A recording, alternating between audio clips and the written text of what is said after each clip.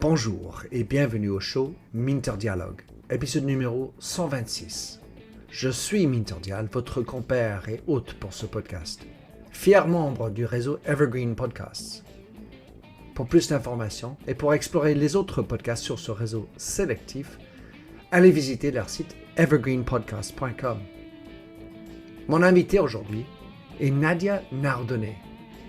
Nadia est fondatrice et présidente de Transmission Labs, un incubateur de transmission, avec l'ambition de développer une culture de la transmission en France. Nadia est également présidente du comité de conseil et membre du board de bon nombre d'entreprises, dont SPT Humans Matter, l'Express et la Banque Transatlantique, avec un parcours impressionnant qui a commencé avec un rôle de dirigeant à un très jeune âge. Dans cet entretien avec Nadia, nous discutons de son livre blanc, Communiquer la transmission, un sujet peu commun alors que très important. Nous parlons du rôle du storytelling, de la gouvernance, les parallèles et différences de la transmission en entreprise de famille versus l'entreprise coopérative, et plusieurs d'autres sujets stimulants. Si ce podcast vous a plu, merci de prendre quelques instants pour laisser une revue sur votre service de podcasting préféré. Plongeons alors dans cette nouvelle émission. Nadia Nardonnet, un plaisir de t'avoir. J'ai eu la chance de travailler avec toi sur le board d'une belle entreprise de conseil à Paris.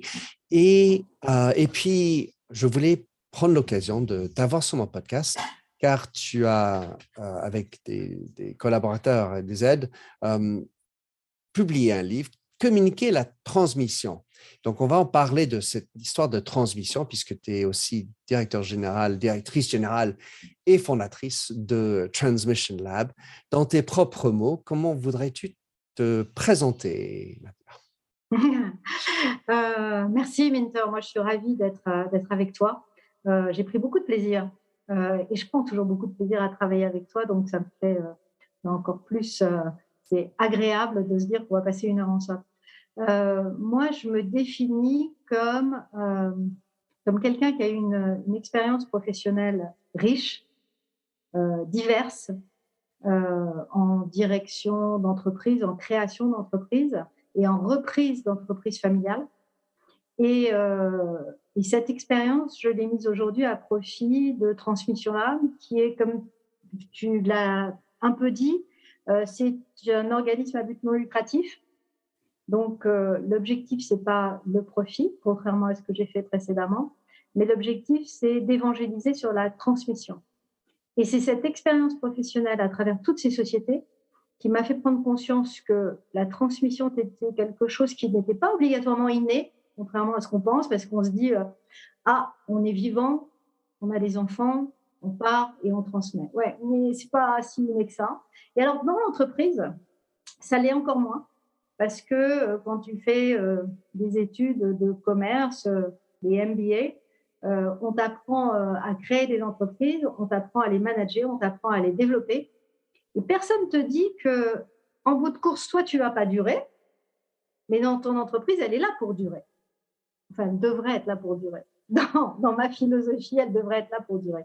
Donc, voilà comment je me définis. Je me définis comme quelqu'un qui a dirigé des entreprises et qui s'est rendu compte que si on ne prenait pas en considération le sujet de la succession et de la transmission, on avait un risque que l'entreprise ne perdure pas, qu'elle ne soit pas pérenne. Et ça m'a choquée. Et après, je me suis rendu compte qu'il y avait peu de gens qui travaillaient sur ce sujet parce que c'est un sujet éminemment complexe et on va sûrement l'aborder avec toi pendant le moment qu'on passe ensemble. Pour te connaître un peu, Nadia, et je voudrais voir comment ça résonne avec toi. Il me semble que Transmission Labs, c'est toi aussi. C'est-à-dire que c'est un peu un aboutissement de tout ce que tu as fait et vécu par ton passé. Le fait que c'est non lucratif, j'ai l'impression que c'est quelque chose que tu veux donner au monde. Oui, je ne suis pas très sûre que ce soit moi, mais c'est sûrement une partie de moi qui veut corriger ce que j'ai peut-être pas complètement fait. Je ne sais pas si c'est très clair, mais je vais l'expliquer. Je vais Vas-y. l'expliquer. Je vais l'expliquer. Moi, j'ai repris l'entreprise familiale, qui était un groupe dans le bâtiment et les travaux publics. Je suis une femme. C'était il y a 40 ans. J'avais 22 ans. Il y a 40 ans, une femme dans l'entreprise, en dirigeant un groupe qui faisait 1300 personnes, 13 usines, etc., dans le bâtiment et les travaux publics, c'était unheard of. Personne n'en avait jamais entendu parler. Tout le monde s'est dit, elle ne va jamais y arriver, elle ne va pas s'en sortir. Et j'ai repris cette entreprise sans transmission, sans aide, sans accompagnement, avec un père qui est parti en 3 mois d'un cancer du pancréas.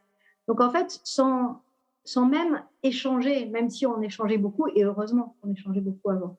Donc, si tu veux, il y a eu cette expérience-là où je me suis dit, j'étais toute seule.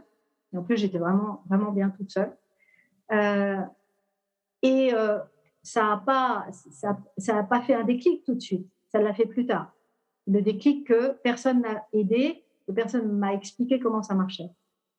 Après, deuxième expérience, j'ai créé une société dans la production et la distribution de dessins animés que j'adorais. Et cette société a été créée début des années 90 et on l'a introduite en bourse en Allemagne dans les années 2000, enfin 99-2000, donc juste avant la bulle Internet.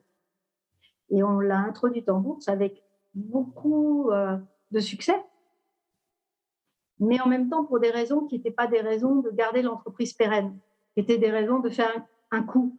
Et là-dessus, Une bulle. Une bulle, un coup, ouais. un coup financier aussi. Et ça, j'ai été poussée à faire ça par des conseillers qui étaient des conseillers financiers, qui étaient des actionnaires qui avaient envie de récupérer beaucoup d'argent et tout un tas de choses. Et en fait, je me suis rendu compte là, par contre, il y a eu un déclic qui est que les conseillers qui vont te proposer une solution ou une autre pour mener ta société en bourse ou pour faire une fusion ou pour vendre, leur préoccupation, ce n'était pas obligatoirement la pérennité de l'entreprise. Donc, c'est toujours resté un peu chez moi comme « et pourquoi personne ne s'intéresse à « il faut que cette entreprise dure ». Il ne faut pas que le temps soit court pour l'entreprise. Tu ne crées pas une entreprise pour un temps court, ou alors ça veut dire que tu crées ton job, quoi. Et ce n'est pas l'objectif de travailler en collectif et de travailler avec des gens juste pour faire 10 ans, pour te faire un beau job de président. Donc, je ne suis pas sûre que ce soit moi, Transmission Lab. En revanche, ce qui est vrai, c'est que je pense que la transmission est un sujet que tout être humain devrait porter, ça c'est sûr, pas que l'entreprise. Alors, beaucoup de choses là-dedans. Je veux revenir sur cette première expérience. Jeune femme de 22 ans qui reprend le bâtiment, PDG là-dedans. Qu'est-ce que tu as appris de cette expérience? Parce qu'en fait, même aujourd'hui, ça paraît, une femme 22 ans qui reprend un tel type d'organisation, ça serait quand même inouï aujourd'hui aussi. C'est plus facile. C'est plus facile. Peut-être, mais quand même difficile. Même garçon ou fille de 22 ans. Ouais. Donc, quelle était ton expérience? Qu'est-ce que tu en as tiré? Qu'est-ce que tu donnerais comme conseil pour quelqu'un dans le même style de position?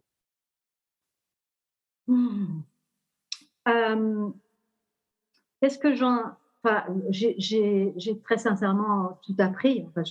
Très sincèrement tout appris et mon MBA derrière à HEC n'a fait que consolider tout ça. Mais globalement, ma vie d'entrepreneur, de dirigeant, elle s'est construite là.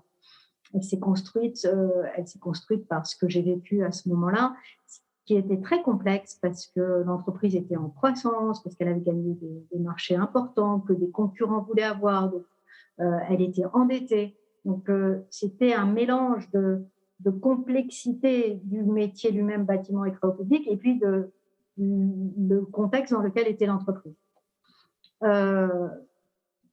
J'ai appris qu'il fallait tout négocier avec les banques, avec les fournisseurs, avec les collaborateurs, et que si tu n'étais pas prête à aller à la bagarre, les gens allaient juste t'écraser.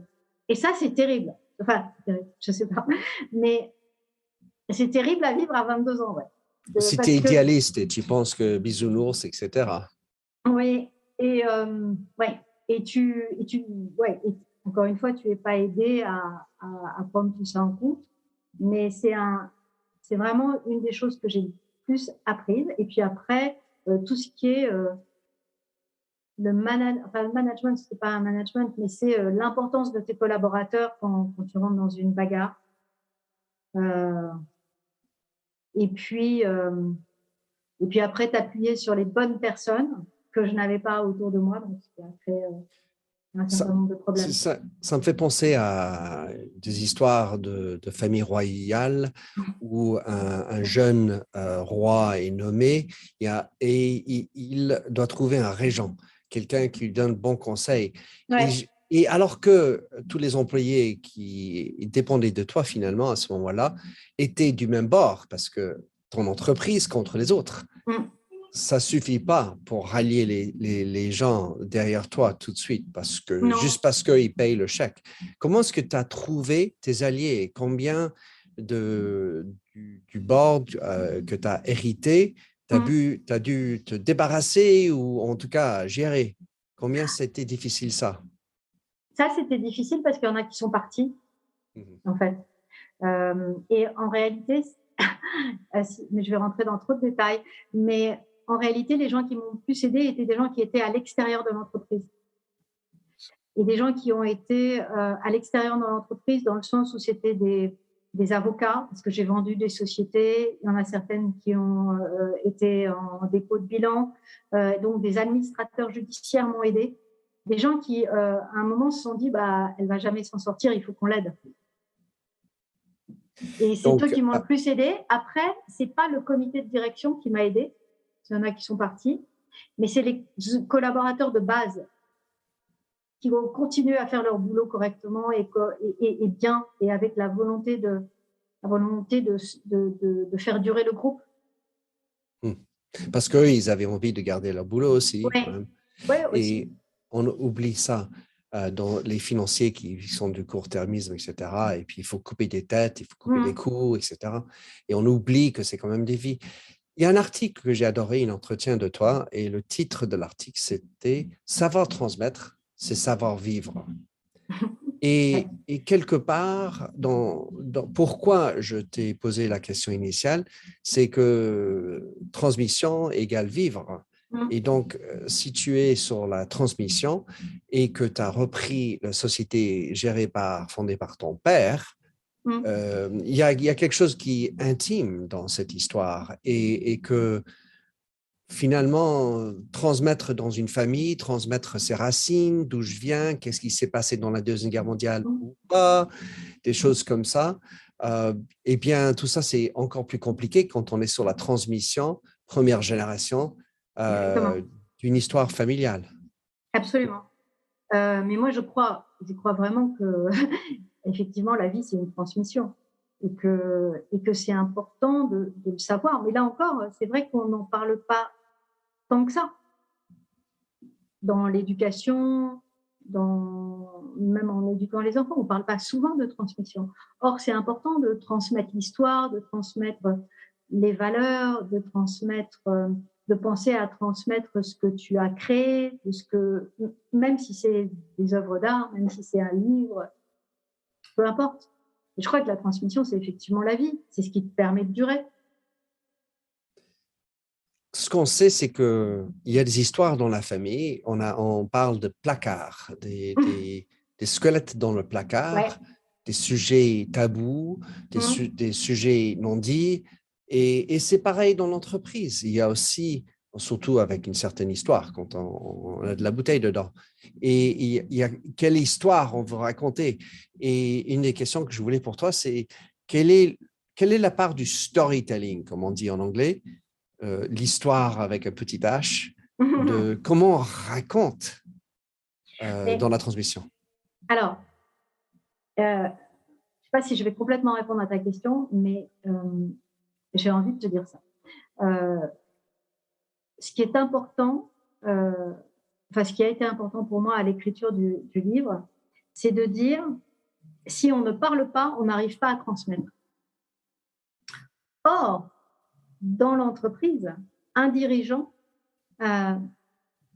ils communiquent, mais ils ne communiquent pas obligatoirement tout, pour revenir à ta question. Mhm. Et en plus, il communique selon son propre agenda. Et il n'aime pas être poussé par un agenda. Et il aime avoir toujours la flexibilité de la façon dont il va amener cette communication. Or, pour transmettre véritablement, il faut pouvoir communiquer, il faut pouvoir parler en famille, avec ses collaborateurs, avec ses clients. Et il faut pouvoir donner des orientations de ce que tu veux faire.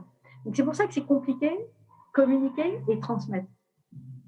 D'abord parce que c'est un temps long, la transmission. Tu ne transmets pas du jour au lendemain en disant « Tiens, en fait, je t'ai vu, tiens, prends, voilà les clés. » Que tu vas accompagner et que pendant cet accompagnement ou pendant cette période de transition de la transmission, tu vas te dire « Ah ben mince, je vais changer d'avis. » Ben non, parce que la communication, elle est déjà partie. Donc, c'est pour ça qu'il faut parler et anticiper et préparer. Sinon, tu n'arriveras pas à aller jusqu'au bout. Mais donc, la communication, c'est clé. Et c'est clé dans la famille, c'est clé dans l'entreprise.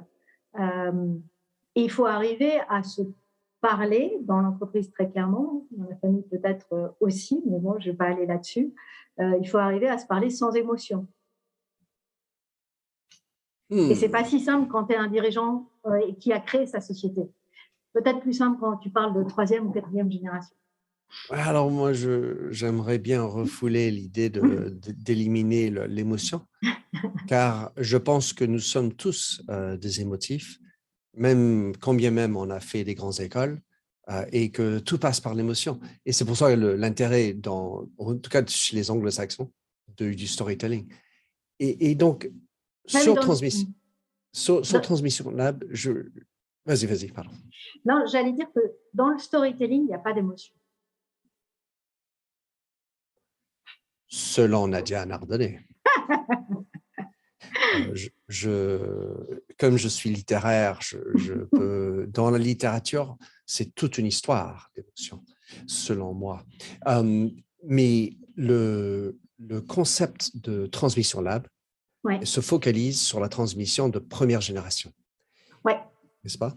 Et ainsi, je ne peux pas m'arrêter à penser que c'est une affaire personnelle. Car en fait, si c'est première génération, j'ai donné de moi, mon sang, mon temps.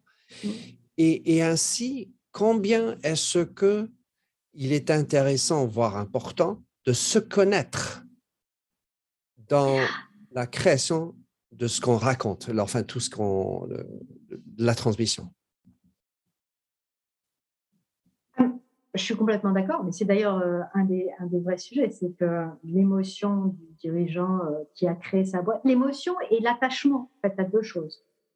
L'émotion et l'attachement qu'il a dans sa structure, dans ce qu'il a créé, dans ce qu'il porte. Souvent, il considère, on ne va pas revenir sur le paternalisme, mais souvent, il considère que ses employés sont ses enfants, que tous ceux qui travaillent dans l'entreprise, c'est une famille. Et souvent, dans les dirigeants de première génération, l'entourage familial dira l'entreprise, c'est le 3e enfant, le 4e enfant, etc. Et c'est avec nous tout le temps. Ma femme, Yendi, elle dit souvent que quand je travaillais chez L'Oréal, c'était ma maîtresse. Et c'est vrai que cette émotion, elle existe. Sauf que ce que j'essaye de dire ou de pousser avec Transmission Lab, c'est justement d'arriver à prendre ce recul en émotion et en action, les deux, pour permettre la transmission et pour permettre la pérennité de l'entreprise. Parce que si cet attachement t'empêche de réfléchir et d'anticiper au fait qu'à un moment, tu ne seras plus dans l'entreprise. Et quoi qu'il arrive, tu ne seras plus à un moment dans l'entreprise. On va tous mourir, par exemple. Par exemple. Mais si tu le fais trop tard, l'entreprise peut mourir avec toi. Bien sûr. Et donc, c'est hyper important d'arriver à prendre ce recul et à se d'une certaine façon, se détacher pour le bénéfice de l'entreprise. Ce qui est peut-être un tout petit peu différent de la transmission humaine, parce que la transmission humaine, tu la portes jusqu'à ta mort. C'est pas, tu vas pas te dire à un moment, si j'ai pas transmis mes valeurs au mois de mars, je l'aurais pas fait. Pas vrai. Donc non, je crois que l'émotion, il faut arriver, elle existe tout le temps, elle est là, mais pour une transmission réussie, il faut arriver à prendre ce recul et c'est ce qui permettra de lâcher prise après derrière. Oui, se détacher des obsessions du passé, quoi. Dans un mais entretien... le storytelling, pardon, je reviens sur le storytelling, mais le storytelling est important parce que, il est important pour aussi derrière raconter l'histoire et cette histoire, pouvoir la transmettre pour qu'elle se transforme et pour que ce soit une nouvelle histoire qui soit écrite. Donc en fait, tu as un storytelling en 3 temps. Tu as ce qui a été fait,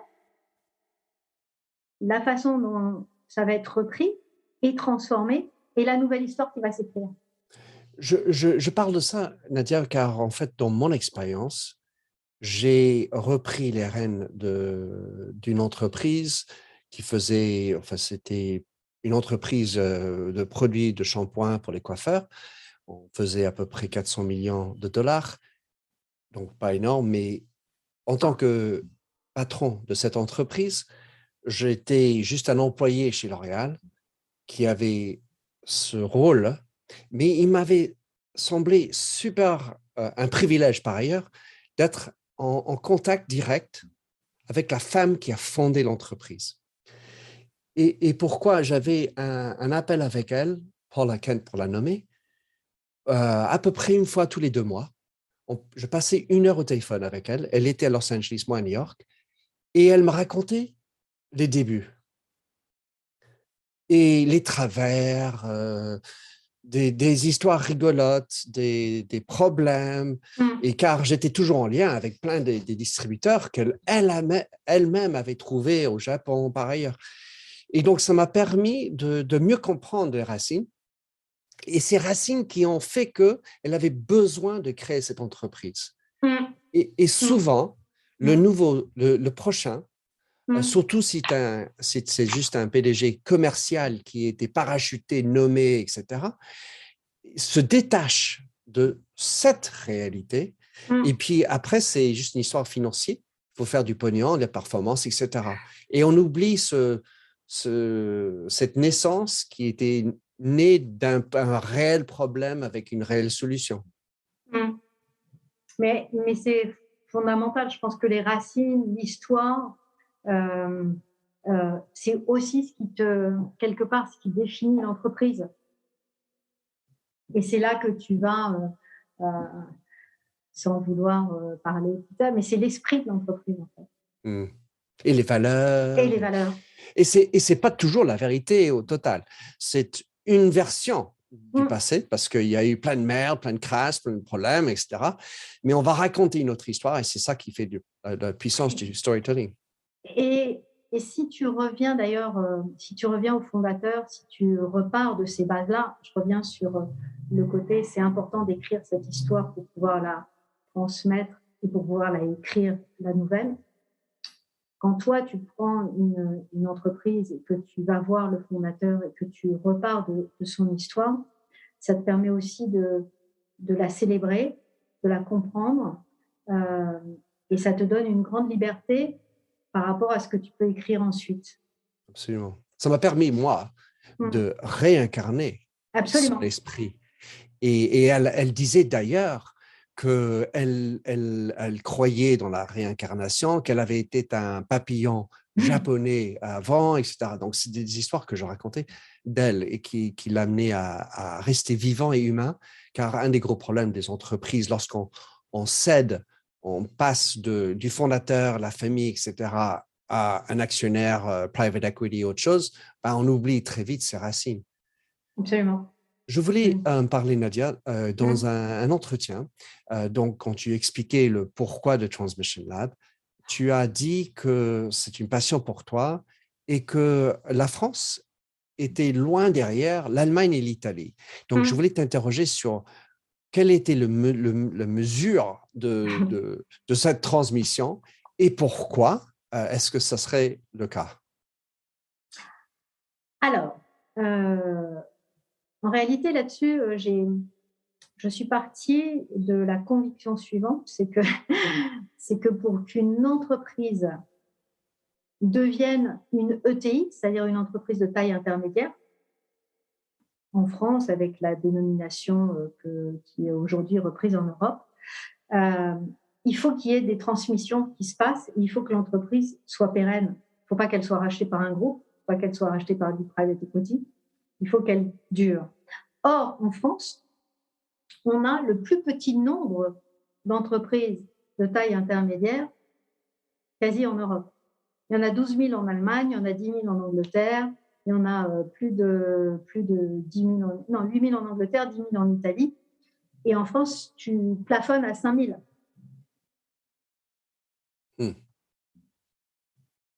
Pourquoi? Je te demande. Et moi, je dis parce que la transmission est... Alors, la transmission n'est pas suffisamment aidée, n'est pas suffisamment mise en avant, n'est pas suffisamment accompagnée. Et je reviens sur ce que tu disais, et on n'en parle pas et on n'éduque pas là-dessus. Alors après, tu as des problèmes fiscaux, tu as une transmission familiale ou même à des salariés. Ça coûtait cher jusqu'au pacte Dutreil en France. Maintenant, ça coûte moins cher. Et ça permet de vraiment faire des transmissions. Et c'est ce qui a permis d'ailleurs, avant le pacte Dutreil, je crois qu'on avait 4 000 ETI. Aujourd'hui, on en a plus de 5 000. Donc, ça avance, ça s'améliore. Ça s'améliore. Mais donc, je suis partie de là. Et puis après, tu as une autre étude qui a été faite par la BPCE sur les cessions et les transmissions, qui n'est pas en comparaison européenne. Donc ça serait à voir, mais qui est sortie il y a 2 ans et qui a dit que le nombre de transmissions d'entreprises avait chuté de 30%. En France. Mais les comparaisons européennes sur ce sujet-là de transmission ne sont pas si simples à faire. Parce qu'on n'a pas les mêmes chiffres, les mêmes bases, les mêmes statistiques. Hello out there! Yes, hello everyone. This is film producer Hal Schwartz. And I'm Backstreets Magazine contributor Flynn McLean. We want to tell you about our podcast, which is called None But the Brave and is dedicated to the music and career of Bruce Springsteen. One of our major themes is how Bruce's work all fits together, going back to his debut album, Greetings from Asbury Park, all the way to present day. We do episodes bi-weekly, and we're about to kick off our 3rd season. Now, this season, we're tremendously excited to be joining the team at Evergreen Podcasts. So if you're a Springsteen fan or just a music fan in general, please join us. And we look forward to seeing you further on up the road.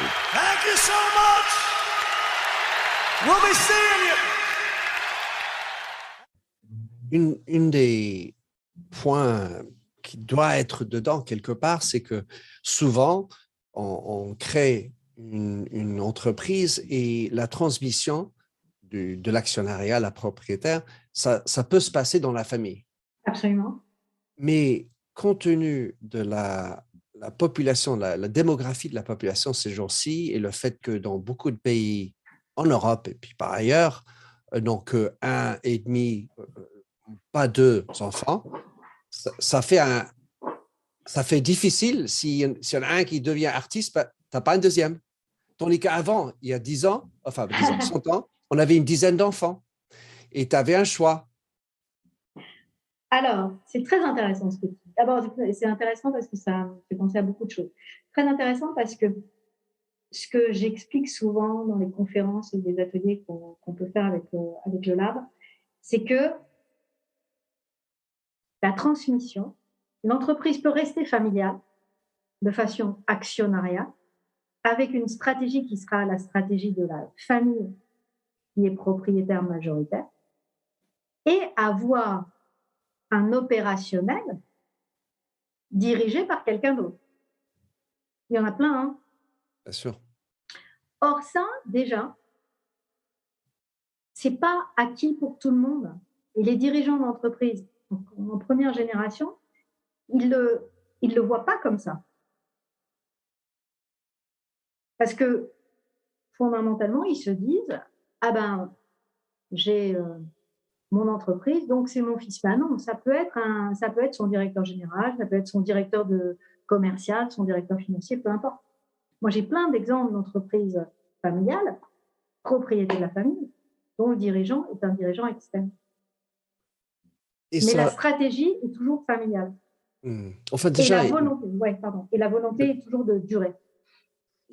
Une des questions pour moi, donc, dans ton livre, parce qu'en fait, transmission, de facto, ce que tu veux parler, c'est je transmets une entreprise dans les mains de quelqu'un d'autre. D'accord? En revanche, il y a toujours cette histoire de communication, parce que tu lis beaucoup. Là, je transmets l'histoire de... donc, tu fais le livre parle beaucoup. Ouais. Je fais le trait entre la communication et la transmission. Et comment est-ce différent, par exemple, l'histoire de la communication de la transmission vis-à-vis de la communication de la stratégie? Alors, ouais. En fait, la stratégie, elle est décidée par les actionnaires. Donc, et la stratégie, elle est exécutée par un président, par un directeur général, un président directoire, ce que tu veux. Mais la stratégie, elle est d'abord définie par un actionnaire et c'est ensuite en opérationnel que tu vas l'exécuter ou la faire prendre en compte à l'ensemble des employés, des collaborateurs, des fournisseurs, des parties prenantes, de tout le monde. Donc, il y a une décision sur la stratégie et la communication après, elle se fait au niveau opérationnel. Je comprends. Après, il y a je comprends. Et ensuite, il y a la communication de la transmission, par rapport à la transmission. Et quelle est la nuance entre le moyen, la façon de communiquer la stratégie, comme tu dis, à tout le monde, dans l'opérationnel, versus la communication dans la transmission? C'est cette delta-là que je voulais regarder. Je pense que déjà, elle est plus long terme, la communication de la transmission, parce qu'elle se fait pas en quelques années, elle se fait sur plusieurs années. Tu n'as jamais une transmission. Alors, quand tu vends, hein, et ça peut se passer rapidement. Mais si tu es dans une transmission qui est de dire j'ai envie de laisser l'opérationnel en famille, ou j'ai envie de trouver de bons dirigeants pour cette société, ou j'ai envie de basculer à mes collaborateurs, ça va être une communication qui en fait n'est pas spot, qui va durer dans le temps. C'est en ça que c'est différent. Mais de la même façon, tu vas avoir des moments où tu expliqueras les choses. Et le moment où tu transmets, ce qu'on appelle souvent nous, transmettre le flambeau, quand le dirigeant va passer à son successeur, ce moment-là est un moment de célébration, de partage pour tout le monde, mais de la même façon que quand tu te fais un business plan pour 5 ans et que tu présentes ta stratégie aux 4000 employés que tu as, tu réunis tout le monde. Ben, la célébration de la transmission, elle se fait à ce moment-là. Et là, la communication est identique. Sauf que la communication de la transmission, en amont de ça, elle se fait en famille, elle se fait avec les parties prenantes, elle se fait avec le successeur, mais elle se fait sur un temps qui est beaucoup plus long. Ça me fait penser aux transmissions que j'ai expérimentées quand j'étais chez L'Oréal. Et le parti pris était le plus court que possible. Mais là, tu parles de transmission managériale. Oui, c'est ça. Je reprends les rênes d'une entreprise, une marque, et généralement, c'était plus court. Je pense que je suis un peu cynique dans ce que je dis. Oui, on n'est pas dans la même logique. Et encore une fois, parce que dans la transmission, tu as plusieurs étapes. Tu as l'amont de la transmission, qui est déjà de te préparer toi intellectuellement au fait que tu vas devoir transmettre. Ensuite, tu as trouvé la personne qui va te succéder, où elle est, comment elle va se positionner, Est-ce qu'elle a envie? Est-ce qu'elle n'a pas envie? Enfin, qui est-ce dans la famille, pas dans la famille? Quelles sont mes différentes options? Comment j'analyse mes différentes options? Comment j'en parle? Comment je les confronte? Et puis après, tu as d'une certaine façon une forme d'accompagnement pour faire grandir la personne dans son poste ou pour valider qu'elle est dans son poste. Donc c'est effectivement pas une transmission managériale. Mais je reviens sur le management. Moi, je pense qu'un vrai bon manager, il fait grandir les gens avant de leur filer le poste, quoi. Et il ne leur bascule pas les clés du jour au lendemain. On en est d'accord. Un point qui me semble important à adresser dans notre conversation sur la transmission, s'agissant d'abord de la première génération, puisque c'est le sujet, c'est l'histoire de la gouvernance. Ouais. Et combien, il me semble, beaucoup de start-up, d'entreprises qui ont démarré, n'ont pas vraiment dans leur gouvernance une compréhension de cette transmission. Et le point que je voulais signaler en premier, c'est le nom même de l'entreprise. Et combien d'entreprises sont appelées Dial Inc., Nardonnay Inc. ou NN parce que c'est mes initiales. Et combien ça va formater la transmission par la suite. Si moi, c'est mon nom, ma famille, tous les avocats, les consultants qui font ça.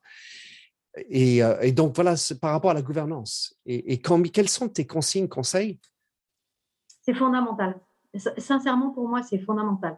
Autant c'est fondamental de réfléchir et d'anticiper en amont la transmission, parce que c'est dans le cours des choses, autant il est fondamental d'arriver, quelle que soit la taille de l'entreprise, à avoir une gouvernance. Mais c'est crucial.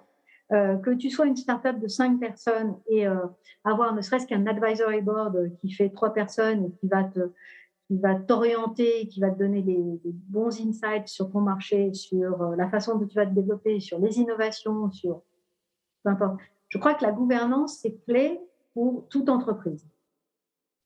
Mais même pour la croissance, même pour la stratégie, même pour plein de choses.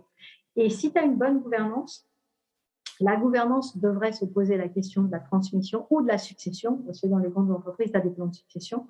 Mais c'est fondamental et il faut qu'il y ait des gens indépendants de l'entreprise qui fassent partie de la gouvernance. La gouvernance, ce n'est pas un COMEX. Hein. Bien sûr. Non, ce n'est pas un comité de direction. La gouvernance, c'est vraiment le conseil d'administration, on a ça, conseil de surveillance, des gens comme ça. Et c'est extrêmement, c'est fondamental.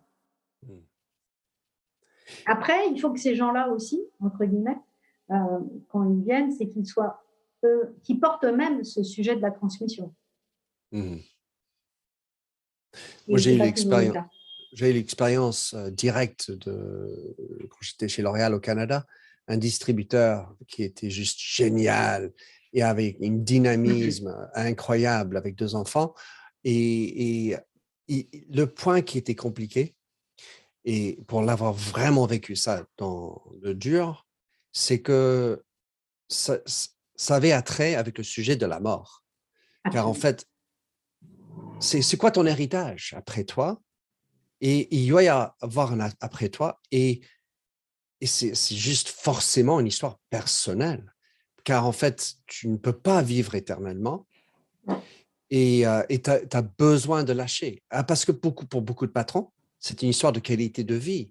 C'est que ma définition a été cette entreprise. J'y ai travaillé 12 heures par jour. Et puis, mon nom est lié. C'est ça mon héritage.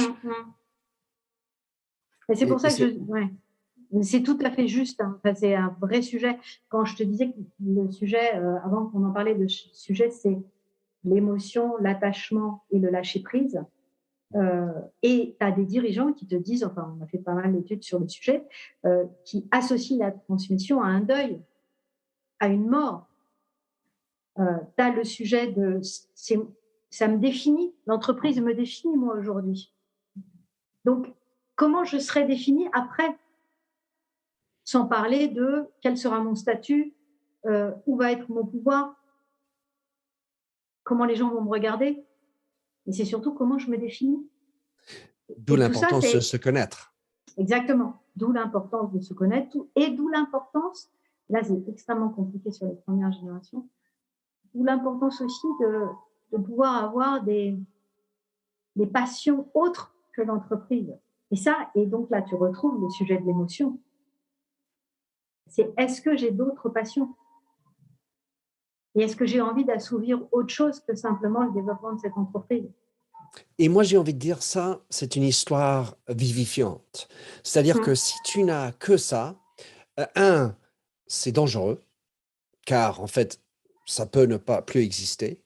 En deux, et ça, c'est encore plus fondamental, c'est que ça t'amène une diversité de pensées, de connexions, de réseaux. Et si tu n'as pas cette diversité autour de toi, ça va peut-être, tu vas t'asseoir, tu vas avoir faim parce que tu n'auras pas des gens qui te développent, qui te font croître tes pensées, tu ne vas pas mûrir plus. D'où la nécessité d'avoir une gouvernance. Absolument. D'avoir des gens autour de toi qui te font réfléchir autrement et qui te font prendre ce recul tôt. Je voudrais prendre le dernier angle de notre conversation, Nadia. Souvent, les journalistes disent Nadia Nardoni, enfin, rajouter le nom de famille au milieu de l'entretien, c'est toujours drôle. C'est la différence entre, en anglais, on dit, enfin, en français, on pourrait le dire ici, un solopreneur, c'est-à-dire le ou la patronne de l'entreprise qui a fondé, peut-être cofondé, mais ensuite avec des partenaires. Et quelque chose que j'ai avec plein de mes amis start-upers sur les comités de conseil où j'étais dans la gouvernance, ils n'ont pas vraiment poussé au bout la vision de l'entreprise. C'est-à-dire qu'ils ont fondé ça, il y avait un problème, on a trouvé une solution, on le fait, on a un magnifique produit, ça marche bien, ça grandit. Ensuite, il arrive le financement. Et quand on cherche un peu plus de finances, ça commence à toucher à cet objectif. Mais trop souvent, les partenaires ne se sont pas mis d'accord sur la fin de l'histoire. C'est-à-dire, c'est comme parler de la mort. Ou bien de préparer le divorce quand on vient de se marier. C'est-à-dire qu'il y a un côté, il y a une fin. Et à quel moment aborder cette fin quand on est trois partenaires, on est tout content, on démarre? Est-ce qu'il faut l'aborder là ou est-ce qu'il faut attendre que le comité de gouvernance le fasse? À quel moment est-ce qu'il faut façonner cette vision partagée qui comprend la fin? Alors, plusieurs choses sur ça que j'ai envie de te dire ou partager avec toi, avec vous.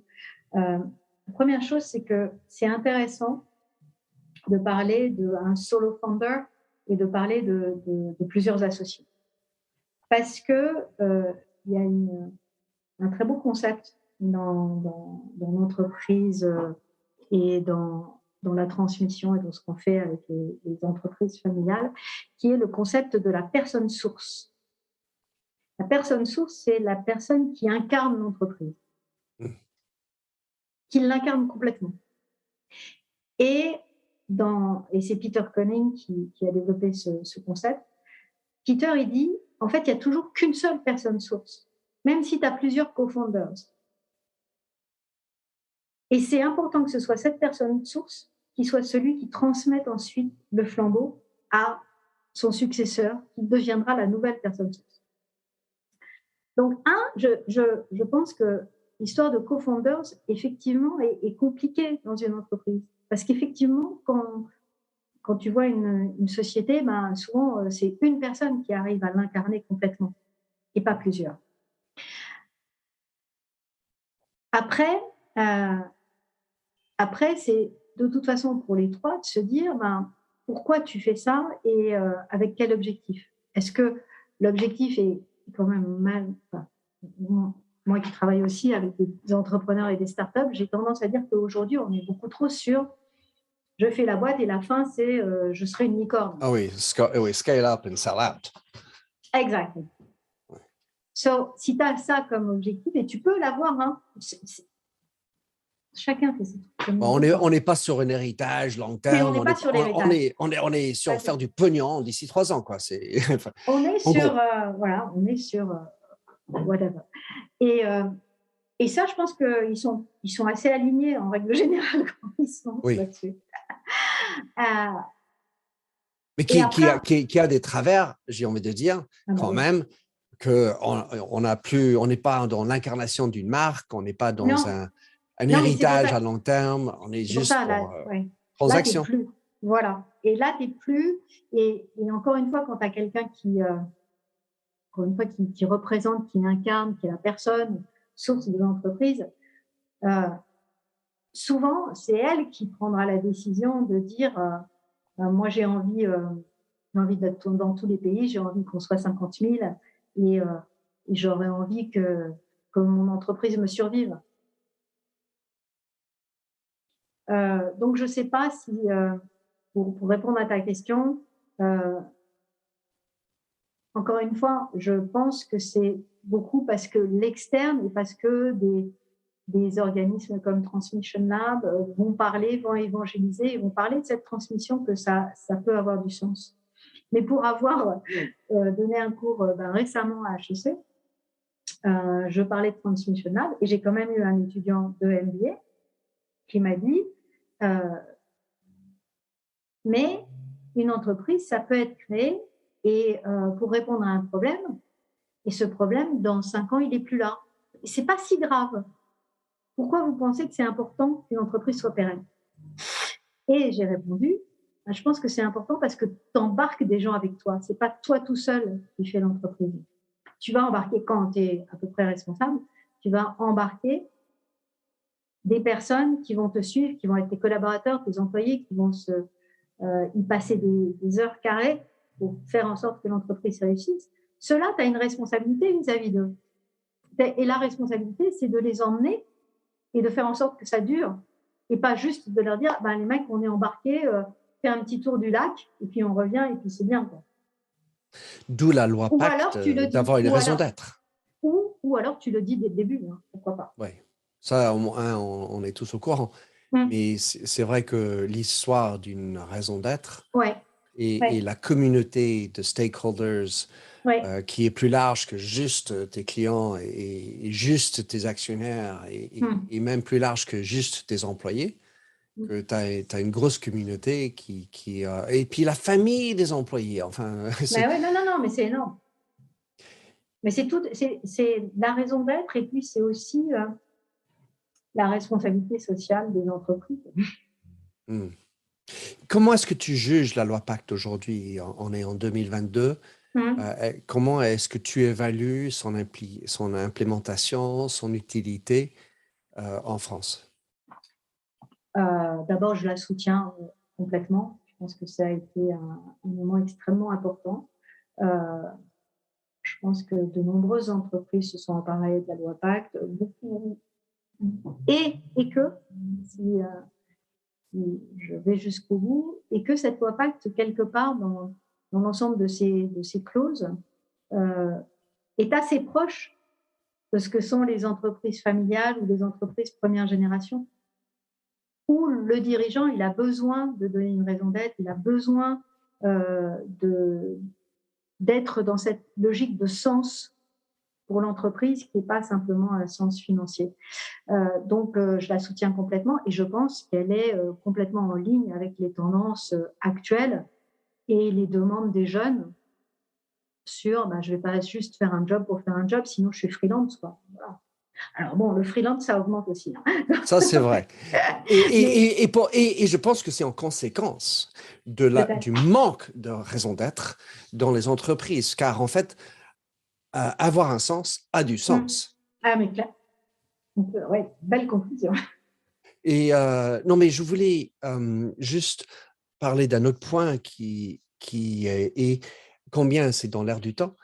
Moi, je ne peux pas ne pas avoir l'idée que si on regarde les États-Unis, on regarde le cas de Amazon, on regarde le cas de Starbucks, on regarde le cas de Apple, et combien le fondateur, enfin en l'occurrence Steve Jobs, Jeff Bezos, et pour Starbucks, Howard Schultz, qui n'était pas le fondateur, mais qui était forcément cette personne source de Starbucks.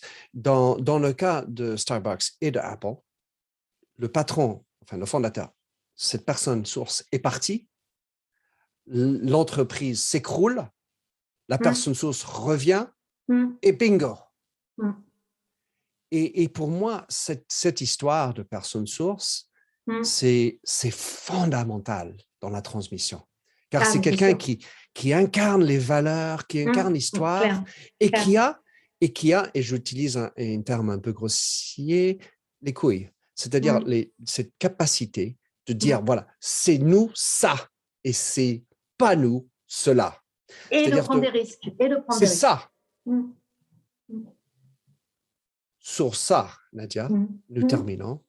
Très bien. Je te remercie beaucoup d'avoir partagé ton expérience, ton livre. Comment est-ce que les gens peuvent s'octroyer ton livre ou en tout cas de te contacter sur tout ce que tu fais et inclut ton travail important à Transmission Lab? C'est très facile, c'est sur le site de Transmission Lab, c'est téléchargeable. Encore une fois, tout cela est de la philanthropie économique, sociale, sociétale, ce que tu veux, mais c'est véritablement ça. Donc sur le site de transmissionlab.org, il y a l'ensemble des études, des analyses et des livres blancs qu'on a pu réaliser. Je mettrai tout cela dans les show notes. Encore une fois, merci beaucoup, Nadia. Merci beaucoup, Nicolas. Merci. Merci de nous avoir écoutés sur Minter Dialogue en français. Vous trouverez tous les liens et références cités lors de cet entretien sur mon site minterdial.fr.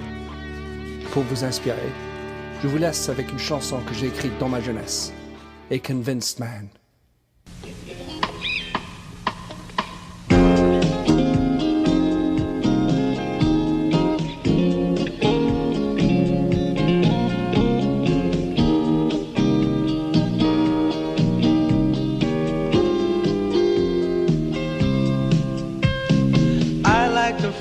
A stranger tucked around me, precipitating the danger. To feel free, trust is the reason. Still, I won't toe the line.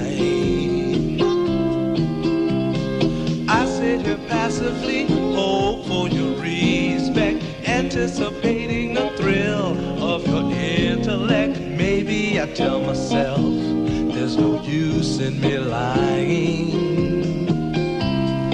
I'm a convinced man, building an urge. I'm a convinced man, to live and die submerged. A convinced man, in the arms of a woman. I'm a convinced man, challenge my fate. I'm a convinced man, competition's innate. A convinced man, in the arms of a woman. Despise revenges and struggle with deceit. Live for the challenge so life's not incomplete. What's wrong with challenge? I know soon we all die. I like the feel of a stranger tucked around me, precipitating the danger. To feel free, trust in my reason, and let me show you why. I'm a convinced man, practicing my lines.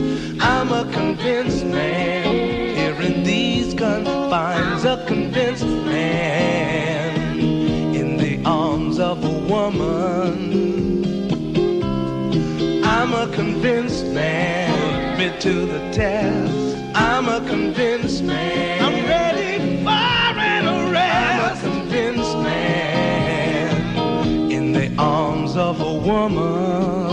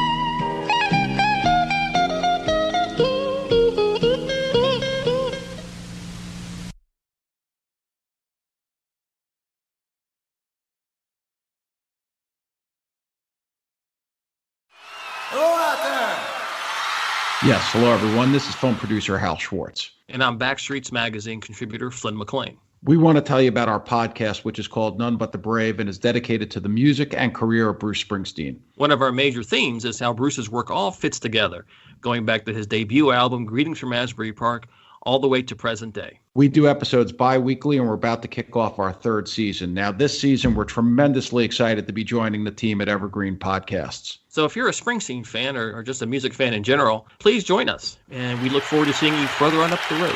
Thank you so much. We'll be seeing you.